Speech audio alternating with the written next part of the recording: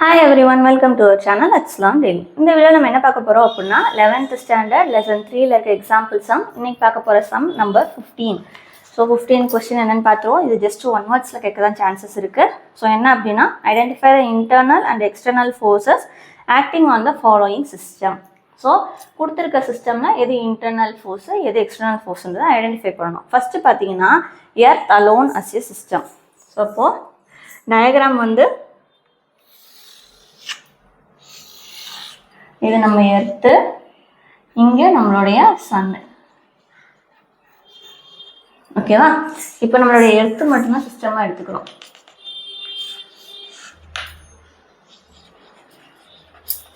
Earth sun. First question படி earth மட்டும் system எடுத்துக்கிட்டோம் அப்படின்னா சன்ல இருந்து ஒரு ஃபோர்ஸ் வந்து ஆக்ட் ஆகும், கிராவிடேஷனல் ஃபோர்ஸ். அதே மாதிரி எர்த்துல இருந்தும் ஒரு ஃபோர்ஸ் வந்து சன் மேலே ஆக்ட் ஆகும். சரியா? அப்போ எர்த்துல இருந்து சன்னுக்கு மேலே வர அந்த ஃபோர்ஸ் ஒன்று இருக்குல்ல, அப்போ அது வந்து இன்டர்னல் ஃபோர்ஸாக மாறிடும். வெளியே இருந்து வர ஃபோர்ஸ் எது? சன்ல இருந்து வருது. அப்போ அந்த சன்ல இருந்து வர கிராவிடேஷனல் ஃபோர்ஸ் மட்டும்தான் எக்ஸ்டர்னல் ஃபோர்ஸ். அதுதான் கொடுத்துருப்பாங்க பாருங்க. சன் அண்ட் எர்த் கன்சிடர் பண்ணிட்டீங்கன்னா gravitational attraction force of sun இருக்கும். If we consider Earth as a system, the sun's gravitational force is external force.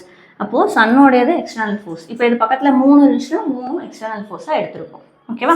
அதே இது எர்த்து சன்னு ரெண்டையும் சேர்த்து ஒரு சிஸ்டமாக இப்போ எடுக்க போகிறோம். இதில் நீங்கள் பார்த்தீங்கன்னா 2 இன்டர்னல் ஃபோர்ஸ் இருக்குது. என்னென்ன? சன்லேருந்து வர கிராவிடேஷனல் ஃபோர்ஸ் ஆஃப் அட்ராக்ஷன், எர்த்லேருந்து வர கிராவிடேஷன் ஃபோர்ஸ் ஆஃப் அட்ராக்ஷன். இது போக வேற ஏதோ ஒரு பிளானட் இருந்தது, உங்களுடைய நெப்டியூனோ யுரானஸோ ஏதோ இருந்துச்சுன்னா அதுலேருந்து வரதான் எக்ஸ்டர்னல் ஃபோர்ஸ். இதுக்குள்ள ரெண்டுக்கும் நடுவில் உள்ளது இன்டர்னல் ஃபோர்ஸ். ஏன்னா இதை இப்போ ரெண்டையும் சேம் சிஸ்டம் நம்ம கன்சிடர் பண்ணியிருக்கோம், அதனால. ஓகேவா? ஸோ செகண்ட் ஒன் பார்த்தீங்கன்னா earth plus sun as a சிஸ்டமில் there are 2 internal forces which is an action and reaction pair. Gravitational force exerted by the sun on the earth and gravitational force exerted by the earth on the sun. நம்ம சொன்னதான் எர்த்துனால sun மேலே act ஆகிற gravitational force, சன்னால் earth மேலே act ஆகிற gravitational force. இது ரெண்டுமே இன்டர்னல் ஃபோர்ஸஸாக மாறிடும். நெக்ஸ்ட் இது பார்த்தீங்கன்னா our body as a system. Our body as a சிஸ்டம்னா என்ன அர்த்தம்? நம்ம தான் சிஸ்டமேவும்.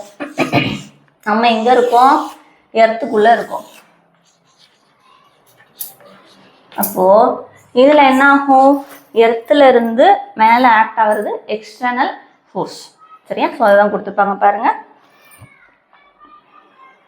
நம்ம வந்து எர்த்து மேலே ஒரு ஈக்குவல் அண்ட் ஆப்போசிட் ஃபோர்ஸ் கொடுத்துட்ருப்போம். If our body is alone consider as a system, நம்ம பாடியை மட்டும் ஒரு சிஸ்டம்னு எடுத்துக்கிட்டோம் அப்படின்னா the force exerted by the earth on our body is external force. அவ்வளோதான் சொன்னதுன்னா எர்த்துனால ஆக்ட் ஆகிறது எக்ஸ்டர்னல் ஃபோர்ஸாக இருக்கும்.